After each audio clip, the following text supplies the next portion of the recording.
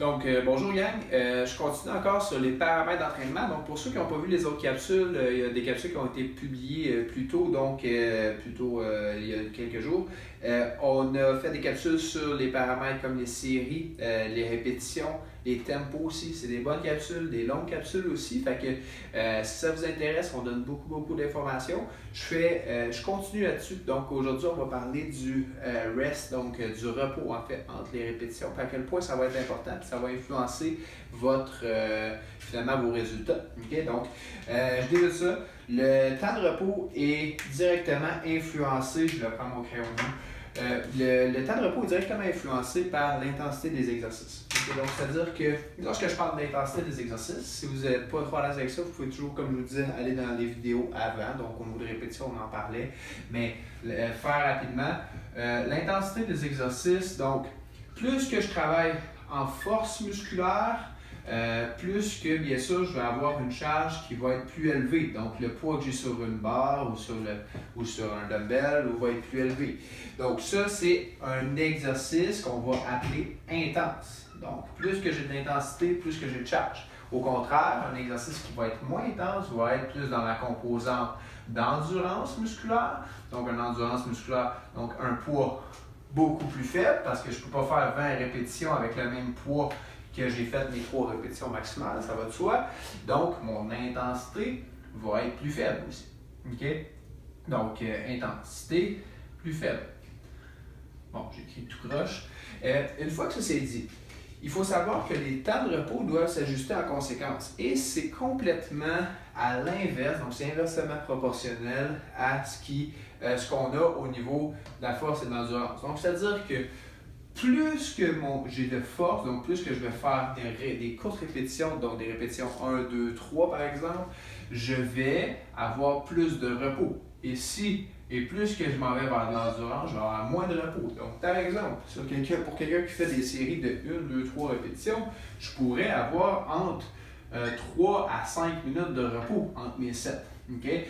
Et si quelqu'un fait plus des techniques d'endurance, je pourrais aller entre 30 secondes à 1 minute peut-être, okay? Entre mes de repos. Et là, pour certains, c'est difficile à comprendre parce qu'on se dit, on fait plus de répétitions sur un, mais j'ai moins de repos. Qu'est-ce qui ne fonctionne pas? En fait, ce qu'il faut savoir, c'est que plus que je vais travailler en intensité, donc c'est-à-dire avec des charges plus élevées, plus que mon système neural, mon système nerveux est activé. Donc, et le système nerveux est beaucoup plus long à récupérer. Donc, lorsque je fais un travail lourd, même si mon muscle serait peut-être capable encore, on peut partir rapidement, le système nerveux prend beaucoup plus de temps à récupérer. Donc, plus que je travaille avec une charge lourde, plus que je dois, en fait, augmenter mon temps de repos. Et au contraire, lorsque je travaille avec des charges légères, donc plus forme d'endurance musculaire, le muscle récupère beaucoup plus rapidement que le système nerveux, ce qui va me permettre d'accélérer le processus, donc d'aller vraiment plus vers des temps de repos de 30 à 60 secondes, par exemple. Ça, c'est un des premiers concepts relativement simples à comprendre lorsqu'il est expliqué. L'autre concept que je veux vous mentionner, c'est qu'on peut en fait aussi, une fois qu'on sait ça c'est la grosse base, il est possible de travailler sous 2 contextes. Okay? Lorsqu'on travaille, en fait, je vais vraiment vous parler de la section force. Okay? Donc, force, développement d'hypertrophie relatif, toutes ces choses-là. Donc, la force relative, pardon. On va travailler plus sur cette section-là. Donc, cette section-là, on peut la diviser sous forme de 2 choses. Donc, la section de puissance et versus la capacité. Donc, ça, c'est important parce que, c'est-à-dire, la différence entre les deux, entre la puissance et la capacité, la puissance, c'est le processus qui va nous permettre de vraiment développer, par exemple, un 3 répétitions, mon 3 RM le plus lourd possible. Okay? Ma capacité, c'est une fois. Donc, une fois mon 3 RM, okay, par exemple. Ma capacité, c'est la capacité de reproduire ça le plus souvent possible. Donc, par exemple, je prends les hommes forts. les compétitions d'hommes forts, ils n'ont pas à lever une charge juste une fois. Souvent, il va falloir qu'ils lèvent des charges très lourdes, très souvent.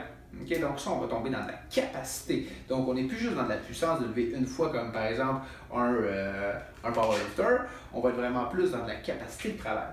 Et pour augmenter cette capacité de travail-là, on peut jouer avec les temps de repos.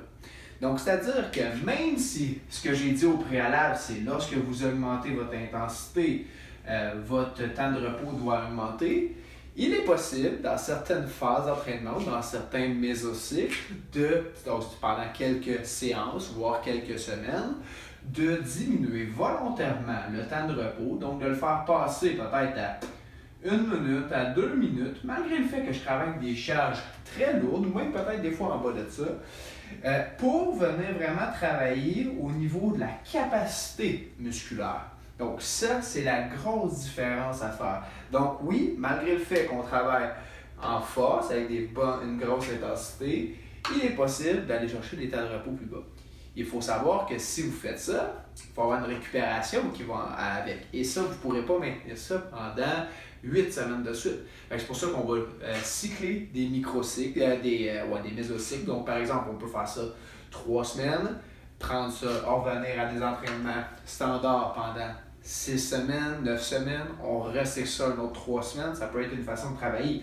Mais si vous pensez que vous allez faire ça pendant les 4 prochains mois, vous allez voir que le système nerveux va crasher. Puis ça, vous allez le ressentir entre autres par une perte de motivation, une perte de force, une difficulté de récupération musculaire, c'est ça, une perte de motivation, j'ai déjà dit. Donc, ça, c'est tout, ou la fatigue est excessive. C'est des choses qui vont être démontrées. Mais il est possible quand même de travailler, tout dépendant si on va aller chercher de la puissance ou de la capacité, même si on travaille sous forme de force, on peut aller jouer avec les temps de repos. Donc, c'est un petit peu ça que je voulais vous mentionner au niveau du temps de repos. Encore une fois, c'est à ne pas négliger. Un bon temps de repos va vous permettre d'avoir une bonne récupération active.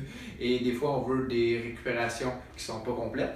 Des fois, on veut de la récupération complète. Donc, suivez tout le temps ce qu'on vous indique au niveau du temps de repos. Puis, si vous avez des questions, ben, vous ne vous gênez pas. Sinon, vous pouvez toujours liker, partager. Si vous aimez ça, tant mieux. Si vous voulez commenter, ça va me faire plaisir. On va répondre à tout ça.